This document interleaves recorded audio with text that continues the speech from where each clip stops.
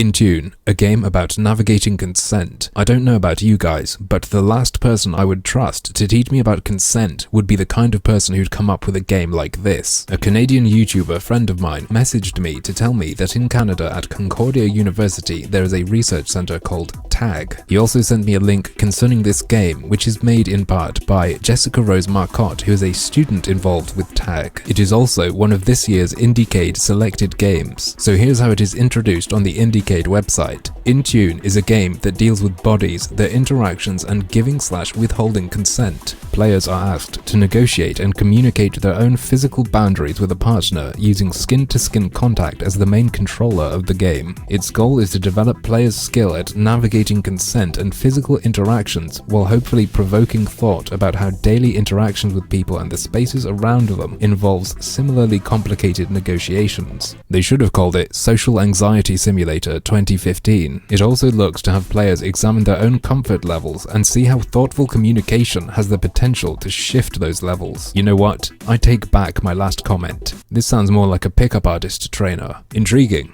Let's go take a look at their online instruction manual. This experience may not be what you expect when you think of a game. Could it also just be that it is not a game?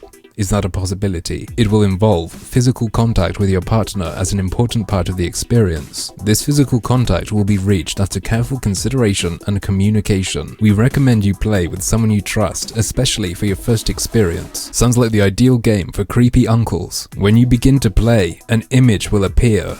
Fucking innovation. You will be asked to recreate the on-screen physicality with your partner. You and your partner can discuss how, when, and if you feel comfortable with the experience presented to you. Take this time to let your partner know about your boundaries and to learn about theirs. Let's play this game right now. I can tell you about my boundaries. If you sincerely believe that this sounds good, I never want to be anywhere near you. There is no time restraint. Oh, but there is. How long could anyone tolerate this? Once you and your partner have discussed your personal limitations and boundaries, you can A. Decide you are comfortable and hold the indicated position for 15 seconds, or B. Decide you are not comfortable with the action and skip the pose. Either of these actions will allow the game to progress. You will then be asked to discuss the experience you have had. Interestingly, this is also exactly how academic feminism defines the term lovemaking.